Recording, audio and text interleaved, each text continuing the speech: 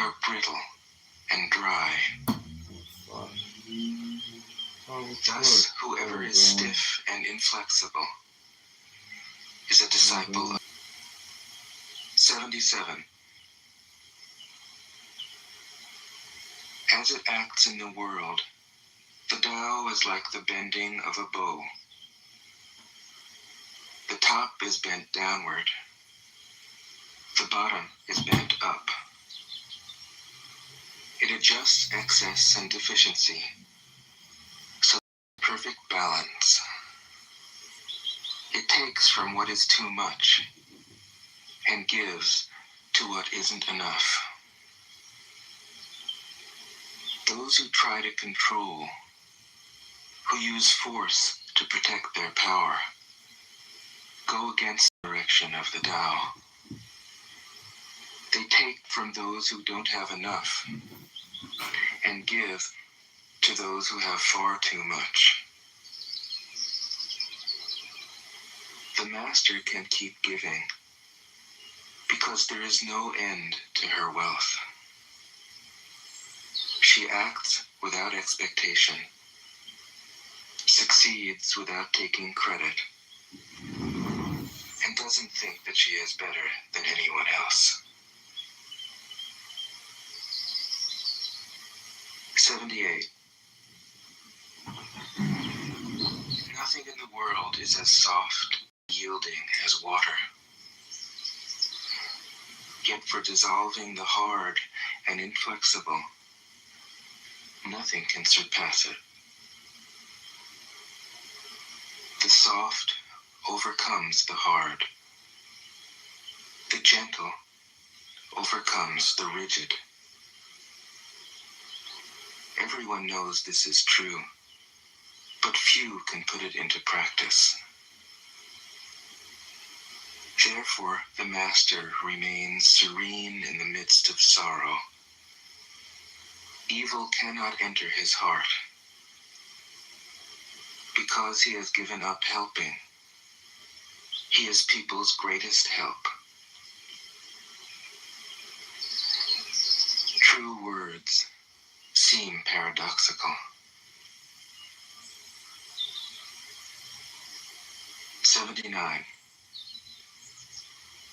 Failure is an opportunity. If you blame someone else, there is no end to the blame. Therefore, the master fulfills her own obligations and corrects her own mistakes. She does what she needs to do and demands nothing of others. 80. If a country is governed wisely, its inhabitants will be content. They enjoy the labor of their hands and don't waste time inventing labor-saving machines. Since they dearly love their homes, they aren't interested in travel. There may be a few wagons and boats, but these don't go anywhere. There may be an arsenal of weapons, but nobody ever uses them. People enjoy their food, take pleasure in being with their families, spend weekends working in their gardens, delight in the doings of the neighborhood. And even though the next country is so close that people can hear its roosters crowing and its dogs barking, they are content to die of old age without ever having gone to see it. 81. True words aren't eloquent. Eloquent words aren't true. Wise men don't need to prove their point. Men who need to prove their point aren't wise. The master has no possessions. The more he does for others, the happier he is. The more he gives to others, the wealthier he is. The Tao nourishes by not forcing, by not dominating. The master leads.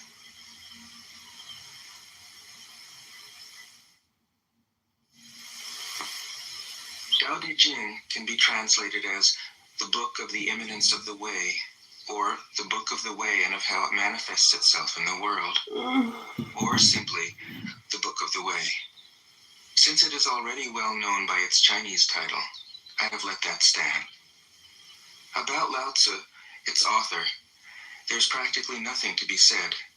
He may have been an older contemporary of Confucius, 551 to 479 BCE, and may have held the position of archive keeper in one of the petty kingdoms of the time. But all the information that has come down to us is highly suspect. Even the meaning of his name is uncertain. The most likely interpretations, the old master, or more picturesquely, the old boy. Like an Iroquois woodsman, he left no traces. All he left us is his book, and large-heartedness and deep wisdom, one of the wonders of the world. People usually think of Lao Tzu as a hermit, Steve's joke to ask, what is the meaning of life? But it's clear from his teachings that he deeply cared about society, if society means the welfare of one's fellow human beings. His book is, among other things, a treatise on the art of government, whether of a country or of a child. The misperception may arise from his insistence on wei wu wei, literally, doing, not doing, which has been seen as passivity. Nothing could be further from the truth. A good interference of the conscious will. This is a paradigm for non-action, the purest and most effective form of action. The game plays the game. The poem writes the poem. We can't tell the dancer from the dance.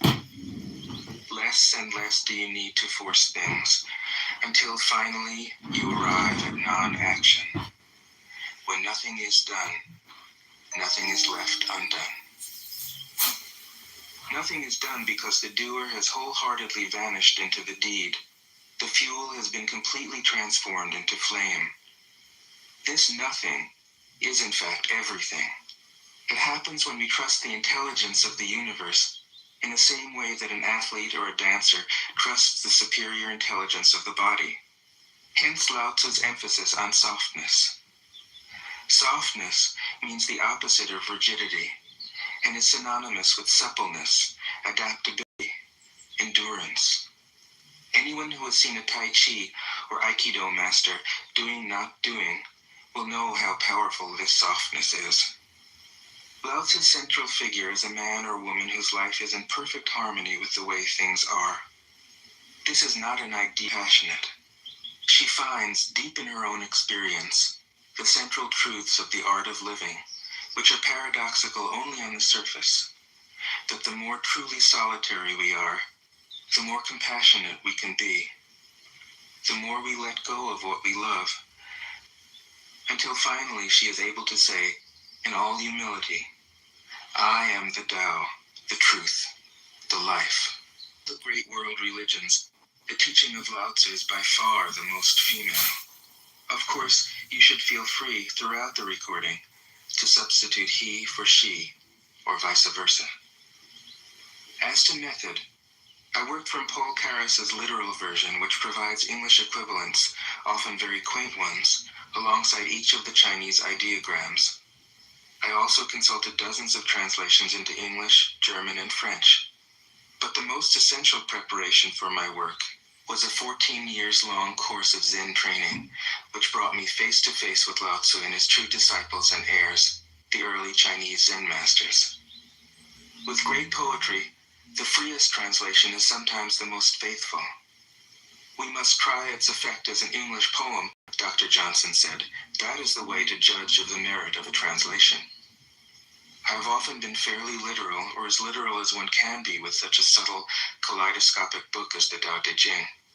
But I have also paraphrased, expanded, contracted, interpreted, worked with the text, played with it, until it became embodied in a language that felt genuine to me. If I haven't always translated Lao Tzu's words, the unteachable, pointing the way to the way, what does Lao Tzu think he is doing here? It can't be done. No way. Hence, Po Chu-yi, poet and stand-up comedian, wrote, "He who talks doesn't know, he who knows doesn't talk." That is what Lao Tzu told us in a book of 5,000 words. If you watch the finger, you can't see the moon. How meticulous the great masters had to be. A monk asked Matsu, "Why do you teach mind is Buddha?" Matsu said, "To stop a baby from crying." The monk said, "When the crying has stopped, what then?" Matsu said, "Then I teach, not mind, not Buddha." The monk said, "How about someone who isn't attached to either?" Matsu said, "I would tell him, not beings. The truth is right before our eyes, right under our noses. So simple that every child understands it." Oldest biography. Lao Tzu lived for a long time in the country of Chu, but seeing its decline, he departed. When he reached the frontier, the guard said, "Since you are going away, sir, could you write a book to teach me the art of living?" Thereupon, Lao Tzu wrote his book about the Tao and departed. This is legend, but it is an accurate description of the way in which true teaching happens. Gardening tools. When someone asks, he answers.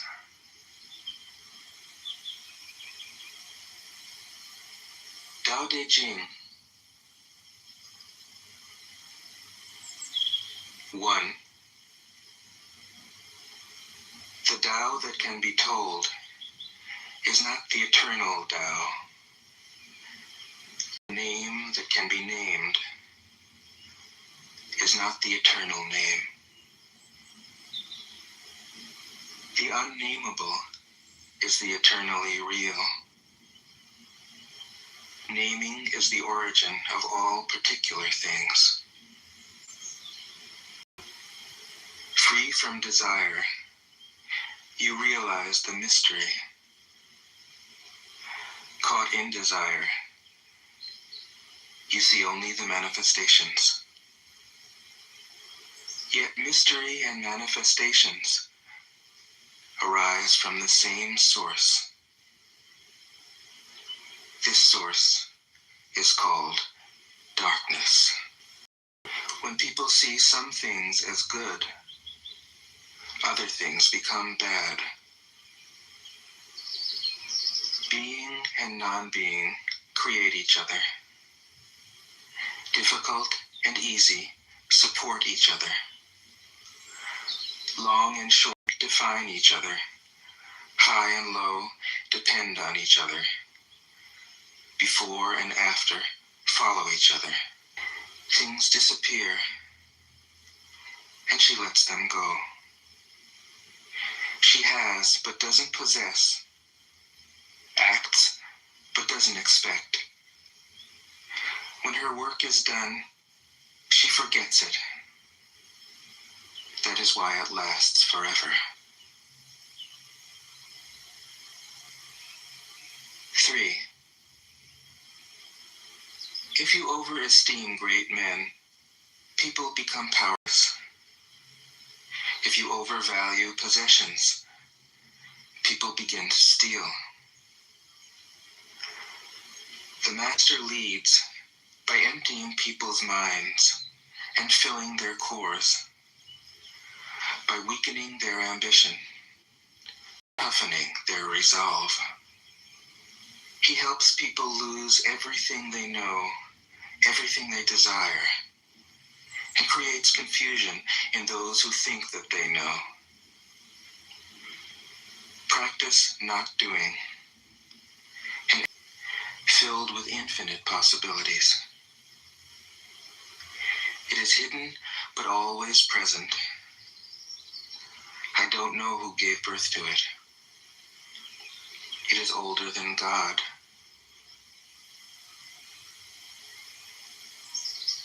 5. The Tao doesn't take sides. It gives birth to both good and evil. The Master doesn't take sides. She welcomes both saints and sinners. The Tao is like a bellows. It is empty, yet infinitely capable. The more you use it, the more it produces. The more you talk of it, the less you understand. Hold on to the center. 6. The Tao is called the Great Mother. Empty, yet inexhaustible, it gives birth to infinite worlds. It is always present within you. You can use it any way you want.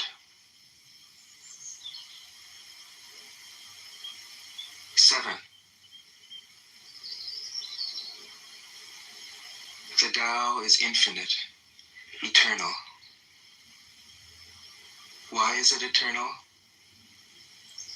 It was never born, thus it can never die. Why is it infinite?